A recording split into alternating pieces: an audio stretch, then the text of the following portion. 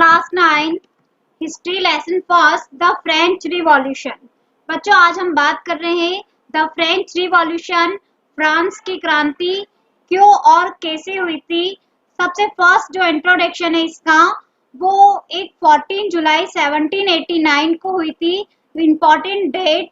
And ये जो हुआ था वो बेस्टाइल फोर्ट में हुआ था। तो ये दोनों क्या चीजें, तो सबसे फर्स्ट बहुत एक जो पेरिस शहर के लिए एक बहुत टेंशन का सब्जेक्ट था, क्योंकि जब राजा ने बहुत सारे कमांडर्स को वहां पे भेजा था बेस्टाइल फोर्ट पे, तो लोगों को ये लगने लगा कि राजा ने हमको मारने के लिए भेजा है। और उन्होंने बहुत से लोग वहां पे इकट्ठे हो गए बेस्टाइल फोर्ट के पास में, और उन्होंने जो बेस्टाइल फोर्ट था वो एक किला था, वहां पे उन्होंने उसकी तोड़ फोड़ कर दी और बहुत सारे जो कैदीस थे उनको उन्होंने छुड़वा दिया था। किसने? जो आम पीपल्स थे। इस टाइप से लेके वहां पे जो क्रांति की शुरुआत हुई थी। अब एक फॉरेन एग्जांपल है, जैसे हमको किसी राजा पे या किसी और पे भी गुस्सा निकालना है तो हम क्या करते हैं, उसकी कोई चीज पड़ी होती है उसको तोड़ फोड़ कर देते हैं। तो इस टाइप से हम लोग उस पे ना गुस्सा निकाल लेते हैं। तो ठीक वैसे ही होता है, बेस्टाइल फोर्ट पे इस क्रांति की शुरुआत हो जाती है। और इसमें बहुत सारे कितने लोग हैं ना, जैसे 7 जो कैदीस थे उनको छुड़वा दिया जाता है, और वहां पे तब से इस क्रांति की शुरुआत होती है। तो हम बच्चों जो आज बात कर रहे हैं द फ्रेंच रिवॉल्यूशन, इम्पोर्टेंट, जिसमें पूरे इस लेसन में ही 6 पॉइंट कवर होंगे। जिसमें फर्स्ट है French society during the late 18th century, जिसमें हम जो राजा होता है लुई 16 उसके बारे में हम लोग बात करेंगे कि कैसे वो लोगों को परेशान करता था और टैक्स लेता था। सेकेंड है the outbreak of the revolution. अब ये रिवॉल्यूशन जो क्रांति कहीं बहुत सी जगह पे ब्रेक क्यों लिया गया और अलग अलग जगह पे क्या प्लान बना रहे थे, वो हम पढ़ेंगे सेकेंड टॉपिक में। एंड द थर्ड है फ्रांस अबॉलिश मोनार्की। अब अबॉलिश मोनार्की का मतलब होता है कि पहले जो राजा महाराजाओं का जो शासन चलता था, तानाशाही जिसको कहा जाता था, उसको हटा के और जो शुरुआत हुई थी वो है बिकम अ रिपब्लिक की, कैसे गणतंत्र को लाए थे। तो हम वो पढ़ेंगे थर्ड टॉपिक में। फोर्थ आएगा did women have a revolution की, इसमें महिलाओं ने कैसा अपने योगदान दिया था, इस क्रांति में कैसे शुरुआत करी थी, वो हम पढ़ेंगे फोर्थ टॉपिक में। फिफ्थ आएगा द अबॉलिशन ऑफ स्लेवरी, गुलामी को तोड़ना कैसे किया गया था और कैसे तोड़ा गया था, वो हम पढ़ेंगे टॉपिक फिफ्थ में। फिर लास्ट है the revolution and the everyday life, और उस क्रांति के बाद वहां के लोगों की लाइफ, उनका जीवन कैसा था। तो ये सारा जो चैप्टर फर्स्ट है द फ्रेंच रिवॉल्यूशन, उसमें पूरे जो 6 पॉइंट है, 6 टॉपिक है, वो हम लोग इसमें पढ़ेंगे। आज हम जो फर्स्ट टॉपिक बात कर रहे हैं वो है French society during the late 18th century. अब बच्चों ये होता है कि ये 18th सेंचुरी का मतलब क्या होता है, तो मैं सबसे पहले आपको ये बताना चाहती हूँ कि जैसे 1701 से 1799 के बीच की जो भी इंसिडेंट हुआ था, जो भी घटना होती है, उसको लेट 18th सेंचुरी के माध्यम से जाना जाता है। अगर इसकी जगह पे 1801 1899 होता तो ये हो जाता 19th सेंचुरी। इस टाइप से ये होता है। फर्स्ट है हमारा French society during the late 18th century. अब बच्चों इसमें जो हम बात करेंगे उसमें भी में 5 पॉइंट्स कवर हो रहे हैं लेसन फर्स्ट के। फर्स्ट टॉपिक में मैं आपको 5 टॉपिक्स बताने जा रही हूँ। फर्स्ट है किंग लुई 16 रूल। उस समय राजा जो था वो था लुई 16, उसका शासन था, और उसका शासन कैसा था, वो क्या करता था वहां पे, उसके बारे में मैं आपको बताऊंगी। सेकेंड है a society of each state. और सोसाइटी ऑफ ईच स्टेट का मतलब है कि इसको समाज में 3 वर्गों में किस टाइप से विभाजित किया गया था। सेकेंड टॉपिक आपका बहुत इंपॉर्टेंट से, इसमें आपका क्वेश्चन भी बनता है। थर्ड है स्ट्रगल टू सर्वाइव, जीने के लिए संघर्ष, वहां के लोग कैसे संघर्ष कर रहे थे, ये भी एक मोस्ट इम्पोर्टेंट हम कह सकते हैं। जो क्रांति की शुरुआत हुई थी फर्स्ट आपके इंट्रोडक्शन के अकॉर्डिंग, उसमें एक कारण ये भी होता है कि उन्होंने जीने के लिए कैसे संघर्ष किया था। फोर्थ है the rise of middle classes. अब मिडिल क्लासेस में बच्चों वो लोग थे जैसे डॉक्टर है, टीचर है, उन सब ने जो एजुकेटेड पीपल थे वो सारे थे the rise of middle classes. तो कैसे उन्होंने अपना इस क्रांति में अपना योगदान दिया है। एंड द फिफ्थ है कंट्रीब्यूशन ऑफ फिलोसोफर, और बहुत सारे कुछ ऐसे दार्शनिक आए थे जिन्होंने इस क्रांति में, उसमें उन्होंने बुक्स के माध्यम से अपना जो योगदान दिया है। तो हम जो आज फर्स्ट टॉपिक पढ़ने जा रहे हैं उसमें ये 5 पॉइंट्स कवर हो रहे हैं, जिसमें हम आज फर्स्ट बात कर रहे हैं किंग लुई 16 रोल की। उस समय जो लुई 16 वहां के जो राजा थे उनका शासन कैसा था। तो इन 1774 Louis 16 of the Bourbon family ascended the thrones of France. उस समय वहां का जो राजा बॉर्बन फैमिली से रिलेटेड था लुई 16, और जैसे कहा जाता है ना कि जो मेन जो राजा होता है वो पूरी प्रजा का ध्यान रखता है और सब कुछ, लेकिन ये जो राजा था वो केवल और केवल अपने बारे में ही सोचता, मतलब जितना भी खर्चा वगैरह करता वो सिर्फ अपने बारे में ही करता था, या अपने ना महल को सजाने में और उसमें। और उनकी जो मैरिज होती है एट द एज ऑफ 20, मतलब 20 वर्ष की, उसमें उनकी जब जो मैरिज हो जाती है, मैरिड टू द ऑस्ट्रेलियन। ये ऑस्ट्रेलियन कोई एक ऑस्ट्रेलिया या वो नहीं, ये है ना फ्रांस के पास में ये एक कंट्री थी, और उनकी वहां पे प्रिंसेस जो 20 वर्षीय राजकुमारी थी उससे उनकी मैरिज हो जाती है, जिसका नाम है मैरिया एंटोनेट, जिससे उनकी मैरिज हो जाती है। और वो क्या करते हैं, livre was currency at that time, उस समय जो मुद्राएं छपती थी, जीगर जिसको कहा जाता है, मुद्राएं जो छपती थी वो है ना, तो वो क्या करते थे कि वो सारी अपनी जितनी भी होती थी वो सब अपनी है ना प्रिंसेस के लिए ही लगा देते थे उस महल में, मतलब उस राजा, वो राजा वही करता जिस सारी चीजें। और क्या होता था कि जैसे जैसे वहां का जो फ्रांस का जो राजकोष था, उसका जो महल में जितना भी, जिसमें अपन कहते हैं कि बहुत सारा धन वगैरह जहाँ इकट्ठा किया जाता है, राजकोष जिसको कहते हैं, वो धीरे धीरे करके खाली होता जा रहा था। तो और राजा उस चीज पे ध्यान नहीं दे रहा था। ये देखिए फाइनेंशियल क्राइसिस इन फ्रांस, तो धीरे धीरे फ्रांस की स्थिति बहुत खराब होती जा रही थी।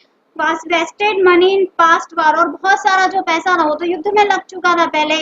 और हेल्प 13 अमेरिकन कॉलोनीज, और जो फ्रांस का जो आम हम कह सकते हैं जो दुश्मन था, एनिमी जिसको हम कह सकते हैं, बेटरैन, तो उससे उसने सोचा कि है ना इसको नीचे दिखाने के लिए वो क्या करता है कि 13 अमेरिकन कॉलोनीज की हेल्प करता है छुड़वाने के लिए। तो उसमें भी राजा अपना बहुत सारा पैसा लगा देता है। Expensive king court and Versailles, हम जो एक्सपेंसिव, ये जो राजा के एक दरबार था वर्साइल, जिसके बारे में हम लोग पढ़ेंगे, तो वहां पे भी वो बस उसी में ही अपनी खर्चीली जो प्रवृत्ति जिसको कहते हैं उसमें करता रहता। Huge interest payment on borrow money, और भी उसने बहुत सारा उधार पैसा वगैरह जो ले रखा था, वो किसके लिए, वो अपने महल में और उसमें ही वो सारा लगाता था। तो फिर उसका जो राजकोष था वो पूरा खाली हो चुका था। अब उसके दिमाग में ये प्लान हो रहा था कि अब मुझे वापस है ना इसको चलाना है, तो उसके लिए मैं क्या करूं।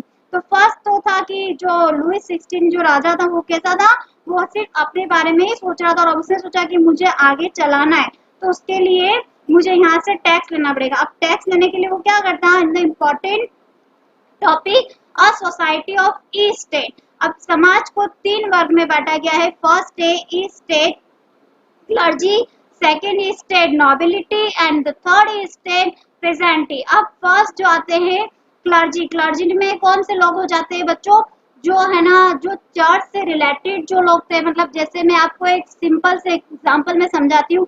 जैसे इंडियन सोसाइटी में सबसे पहले हम जो ब्राह्मणों की बात करते थे, जो पुरोहित होते थे, जिनका सबसे ऊंचा जो स्थान होता था, वो लोग तो मोस्टली एग्जाम्पल के माध्यम से कि क्लर्जी में वो लोग आ जाते थे।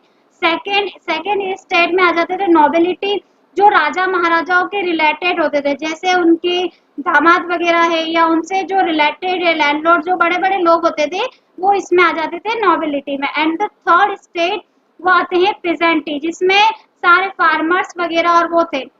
अब राजा ने क्या किया कि टैक्स लेने के लिए इन दोनों से तो वो टैक्स नहीं लेता था, किससे, फर्स्ट ई स्टेट और सेकंड स्टेट है, ई स्टेट से, और थर्ड लेता किससे था, वो थर्ड ई स्टेट से, पेजेंटी जो थे उन लोगों से उसने टैक्स लेने की शुरुआत करी।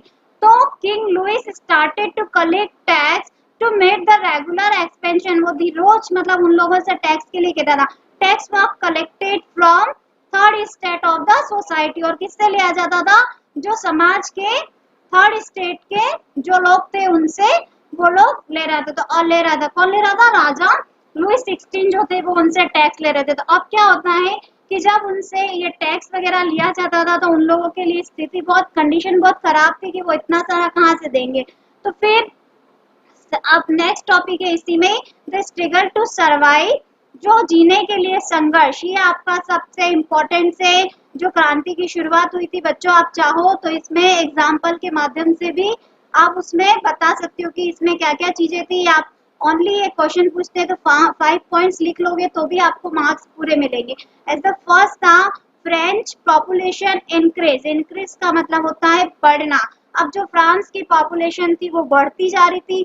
अब जब वहाँ की पॉपुलेशन बढ़ेगी तो ज्यादा डिमांड किसकी होगी? फूड की डिमांड होगी, तो फूड की डिमांड भी बढ़ रही थी। तो ये भी एक कारण था शॉर्टेज ऑफ फूड सप्लाई। क्यों शॉर्टेज हो रही थी इसकी फूड की, क्यों उसकी हो रही थी? तो बच्चों जैसे फॉरेन एग्जांपल है, जैसे अपने यहाँ पे अपन लोग खाने के लिए जैसे दाल रोटी वगैरह अपने लिए सबसे ज्यादा इम्पोर्टेंट होता है, वैसे ही फ्रांस में सबसे मोस्टली इम्पोर्टेंट था वो था ब्रेड।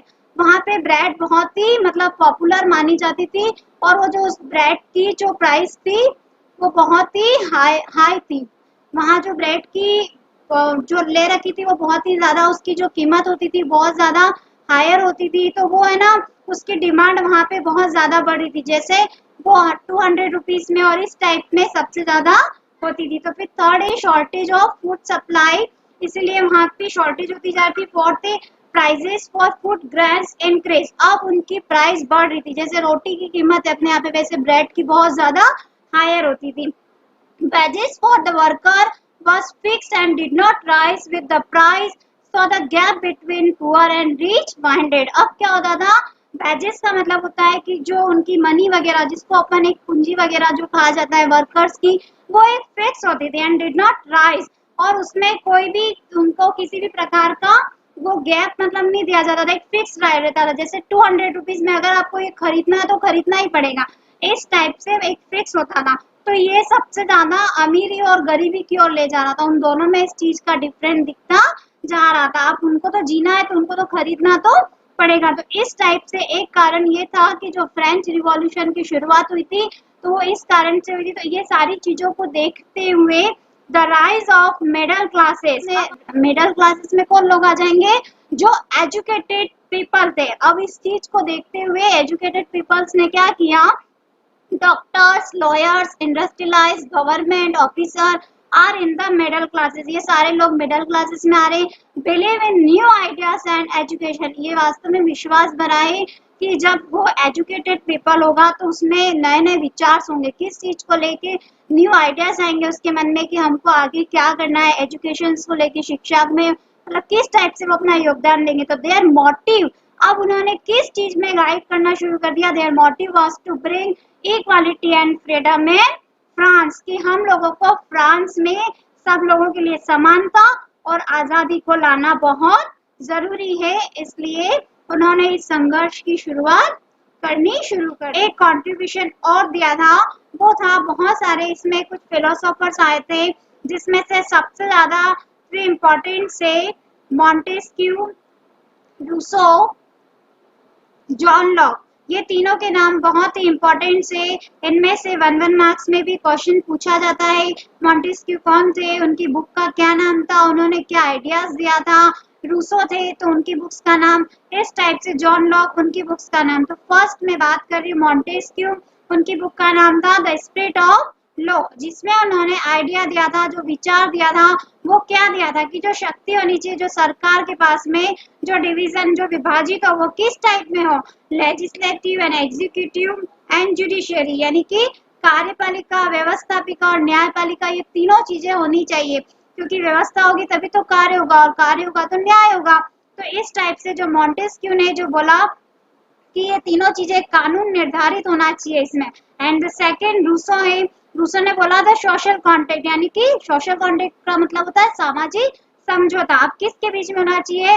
गवर्नमेंट और जो आम जो जनता होती है, जो रिप्रेजेंटेटिव करती है, उनके बीच में सोशल कॉन्ट्रैक्ट होना चाहिए। एंड थर्ड है जॉन लॉक, जिन्होंने बोला टू क्रिटिसाइज ऑफ गवर्नमेंट, जो 2 बुक सरकार के द्वारा वो क्या थी, उसमें उन्होंने क्या बोला कि जो डॉक्ट्राइन, जो एक सत्ता जो शासन चलती थी, अब सॉल्यूट मतलब तोड़ना है, यानी कि राजा महाराजाओं के शासन को हटाना है। जो उनका जो मतलब जो संधि वगैरह करते थे पहले जमाने में होता था बेटा कि डॉक्ट्राइन ऑफ जो चलता था कि किसी चीज को लेके जो सामाजिक समझौता किया जाता था कि आपको ये चीज हमारे पास रखनी है, तो वो डॉक्ट्राइन का मतलब होता है जो संधि करी जाती थी उन सारी चीजों को तोड़ना है। तो इस टाइप से ये तीनों जो फिलोसोफर थे इन्होंने अपना कंट्रीब्यूशन दिया था, मॉन्टेस्क्यू, रूसो और जॉन लॉक। तो हम लोगों ने आज जो बात करी थी कि किस टाइप से जो फ्रेंच का रिवॉल्यूशन हुआ था, जिसमें किंग लुइस 16 जो थे राजा थे, और वो कैसे टैक्स जो ले रहे थे और वो